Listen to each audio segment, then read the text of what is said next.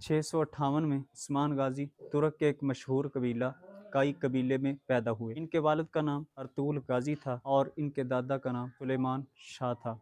680 हिजरी में जब अर्तुल गाजी दुनिया से गए तो उनके बेटे के पास हुकूमत आ गई। उस्मान गाजी ने देखा कि हर तरफ मंगोलों के हमलों की वजह से और अंदरूनी कमजोरियों की वजह से सल्तनत उस्मानिया टूट चुकी है। तो इस सिलसिले में उन्होंने एक ऐसे लश्कर को तैयार किया कि जो जहादी मुहिम में दीन इस्लाम के नफाज के लिए पेश कदमी करने वाला था। इस सिलसिले में उन्होंने 699 हिजरी में अपने काई कबीले को एक आज़ाद रियासत करार दे दिया। दूर दराज से लोग कबीलों से आते उनकी क़यादत में शामिल होते, तो इस छोटे से कबीले की शाख इतनी फैल गई कि यही कबीला फिर एक अनातोलिया के बहुत बड़े शहर यानी पर भी काबज़ हो गया और फिर यही यानी शहर मुसलमानों के उस शहर का दारुल हुकूमत बना। उस्मान गाजी की बादशाहत किन असूलों पर थी?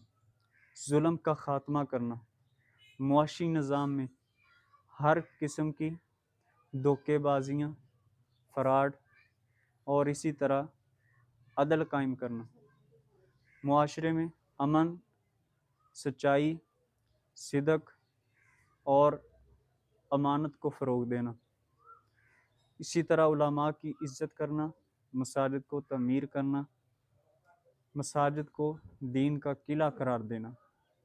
यहीं से ये बात मशहूर है, जब उस्मान गाजी शेख अब्देबाली के पास रात गुजारने के लिए ठहरे थे, जो अपने वक़्त के बड़े बरगज़ीदा और नेक इंसान थे, तो ख्वाब में देखा कि उनके सीने से एक चाँद निकलता है जो शेख अब्देबाली की सीने में दाखिल हो जाता है।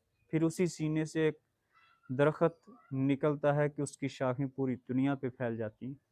जब सुबह अपना ख्वाब शेख अब्देबाली को सुनाया तो उन्होंने ताबीर ये की कि आपकी ये जो बादशाहत है अल्लाह ताला पूरी दुनिया में फैला देगा। फिर वही हुआ।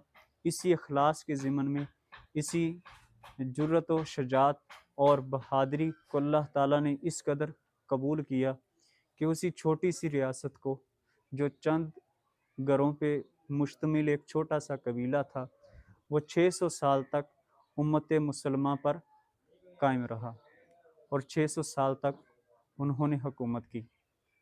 जब 726 हिजरी आया तो उस्मान गाजी की वफ़ात का वक़्त आ गया और फिर उन्होंने अपने बेटे फरहान गाजी के सुपुर्द अपनी हुकूमत कर दी और अपने बेटे को खुसूसी नसीहत की कि ए बेटा, अपनी रियाया का ख्याल रखना, हमेशा अदल का बोलबाला करना और इसी तरह उलमा की इज़्ज़त तौक़ीर करना, शरीयत मुहम्मदी को हमेशा अपना आईना बनाना। तो यही वजह थी मुसलमान की तारीख़ एक सुनहरी हरूफ में लिखी गई और मुसलमान का माजी बड़ा रोशन और सबक आमोज़ था और दुनिया जहान के लिए एक इनकलाब बर्पा कर देने वाला था। लेकिन आज मुसलमान ज़वाल का शिकार क्यों है कि आज हमने कुरान मजीद को पसे पुश्त डाल दिया है, उलमाए कराम की इज़्ज़त तौक़ीर करना छोड़ दी है। आज पैसे को इज़्ज़त है, दौलत और ये दुनिया के मालो मता को हमने ज़िंदगी का मकसद बना लिया है। जब इन हुकूमतों का मकसद अल्लाह ताला के दीन की सरबुलंदी था, इस्लाम का नफाज था, फिर अल्लाह ताला ने इनको ऐसा ऊंचे मुकाम पे फाइज किया था कि आज तक उनका नाम ज़िंदा है और क़यामत तक उनका नाम ज़िंदा रहेगा और तारीख़ उनको अच्छे लफ्ज़ों में याद करती है। लेकिन आज हम अंग्रेज़ की ग़ुलामी से निकल नहीं पाए। आज हम आज़ाद रियासत होते हुए भी ज़हनी ग़ुलामी का शिकार हैं। आज हम अपनी अदालतों में दीन इस्लाम को नाफिज नहीं कर पा रहे। आज हम जराइम की रोकथाम नहीं कर पा रहे।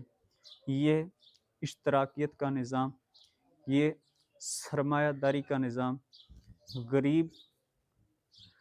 गरीब पर इस कदर जुल्म जबर है कि जिसकी कोई इंतहा नहीं है। अमीर के लिए इस कदर अय्याशियाँ और बदमाशियाँ हैं कि वो अल्लाह को भी भूल बैठा है कब्र व हशर को भी भूल बैठा है। इस निज़ाम में इसी तरह किसी शायर ने कहा था, बेवजह नहीं चमन की तबाहकारियाँ, कुछ बाग़बां हैं बरको शरर से मिले हुए। हज़रात ज़ीवकार, अगर आज भी आप इज़्ज़त चाहते हैं, मुकाम व मर्तबा चाहते हैं, तो सिर्फ़ इसका एक ही हल है, वअतसिमू बिहब्लिल्लाहि जमीअन वला तफ़र्रक़ू, कि तफ़र्क़े ना डालो, तक़सीमें ना डालो, एक ही प्लेटफार्म पे कुरान और सुन्नत पे सभी जमा हो जाओ, इत्तेहाद के साथ, इत्तेफ़ाक़ के साथ, मोहब्बत, उख़्वत और प्यार मोहब्बत के साथ मिलकर एक दूसरे से कंधे के साथ कंधा मिलाकर चलना शुरू कर दो। इंशाअल्लाह आप भी कामयाब हो जाओगे। और अपने मकासद सिर्फ दुनिया के ही ना रखो, बल्कि हर मकसद में दीन इस्लाम को सामने रखो, तो इंशाअल्लाह जो इस्लाम के लिए जीता है, फिर अल्लाह ताला उसको ऊंचा कर देते हैं। और रसूलुल्लाह सल्लल्लाहु अलैहि वसल्लम का फरमान है, इन्नल्लाह यरफ़उ बिहाज़िल किताबि अक़वामन व यज़उ बिही आख़रीन। इस किताब के ज़रिए अल्लाह ताला कौमों को इज़्ज़तें अता करता है, इस किताब के ज़रिए